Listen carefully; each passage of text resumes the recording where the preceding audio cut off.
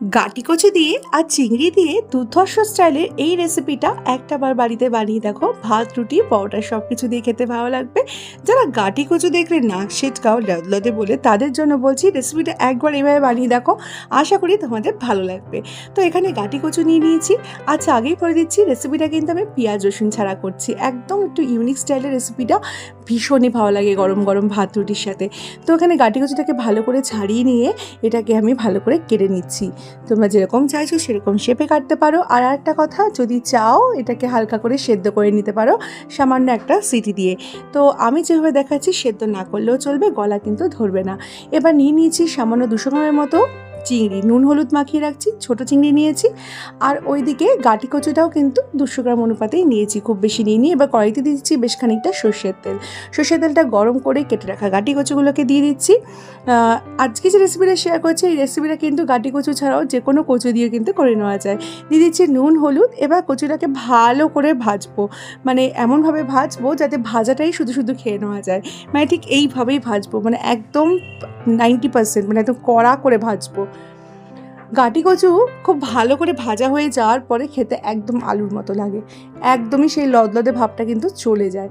তো সেদ্ধ করে চাইলে ভাজতে পারো, অথবা এইভাবে ডিরেক্ট ভেজে নিতে পারো, অল্প সময় লাগবে। ভালো করে ভেজে নিচ্ছি মুচমুচে করে। এইবার ওই তেলে চিংড়িগুলোকে দিয়ে দিচ্ছি। রেসিপিটি আমি আমার মার থেকে শিখেছি। মা প্রচণ্ডভাবে গাটি কচু এইভাবে বানায় আমাদের বাড়িতে। তো সেই জন্য ভাবলাম তোমাদের সাথে রেসিপিটি শেয়ার করে দিই। পেঁয়াজ রসুন ছাড়া কিন্তু এইভাবে গাটি কচুটাও খাওয়া যায়। চিংড়িটাকে মোটামুটি হালকা করে ভেজে তুলে নিচ্ছি, খুব বেশি ভাজছি না। এবার ওই তেলের মধ্যে দিয়ে দেবো হাফ টিস্পুনের মতো হিং। হিং যদি বাড়িতে অ্যাভেলেবেল না থাকে না দিলেও চলবে।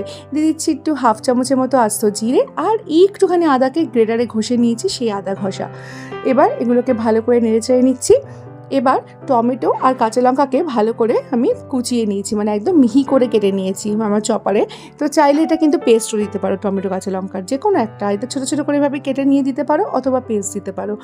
এবার এটাকে ভালো করে মিশিয়ে নেওয়ার পর এখানে বেসিক গুঁড়ো মশলা দেবো, জিরে গুঁড়ো, ধনে গুঁড়ো, লঙ্কার গুঁড়ো, হলুদ গুঁড়ো, নুন আর কাশ্মীরি লঙ্কার গুঁড়ো। এর মধ্যে বেসিক মশলাগুলো দেওয়ার পরে এবার এটাকে ভালো করে কষানোর পালা। কষানোর সময় মাঝে মাঝে একটু জল দিয়ে দিয়ে কষাবো, আর ততক্ষণ কষাবো যতক্ষণ না টমেটো কাঁচা লঙ্কাটা একদম গলে যাচ্ছে। তার জন্য বললাম পেস্ট দিলেও দিতে পারো, তবে পেস্ট দিলেও কিন্তু মশলাটাকে ভালো করে কষিয়ে নিতে হবে। উপর দিয়ে ঠিক এইভাবে তেল ছাড়বে, ঠিক সেই স্টেজ অবধি। তেল যখন ছেড়ে দেবে তখন মশলাটাকে মানে ঝোলের জন্য যেটুকু জল দেওয়া সেটুকু দিয়ে তারপরে এই ভেজে রাখা এই কচুগুলোকে অ্যাড করে দেবো।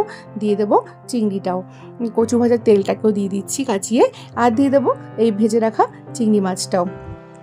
রেসিপিটি কিন্তু করতে বেশিক্ষণ সময় লাগে না, আর খেতেও কিন্তু ফাটাফাটি লাগে। তবে তোমাদের কীরকম লাগলো সেটা কিন্তু অবশ্যই কমেন্টে আমাকে জানিও। আর গাটি কচু দিয়ে কে কীভাবে রান্নাও সেই রেসিপিও আমার সাথে শেয়ার করতে পারো। এবার ঝোলের জন্য সামান্য একটু হালকা গরম করা জল দিয়ে দিলাম। হ্যাঁ, জলটা কিন্তু অবশ্যই একটু উষ্ণ গরম করে দিলে ভালো হয়, নাহলে কিন্তু এই যে কষালাম সেই কষানোর টেস্টটা কিন্তু অনেক সময় নষ্ট হয়ে যায় নর্মাল কাঁচা জল বা ঠান্ডা জল দিলে। ঝোলের জন্য জল দেওয়ার পরে এখানে দিয়ে দিচ্ছি গরম মশলা। আমি এখানে এলাচ আর দারচিনিকে একটু গুঁড়ো করে নিয়েছি, সেই গরম মশলাটা দিচ্ছি। 1 চামচের মতো চিনি আর 1 চামচের মতো ঘি। চিনিটা দিচ্ছি স্বাদে ব্যালেন্সের জন্য, অনেকটা টমেটো পড়েছে তার জন্য। যদি মনে করো যে চিনি দেবে না, টক টক খাবে, তাহলে চিনি ছাড়াও করতে পারো।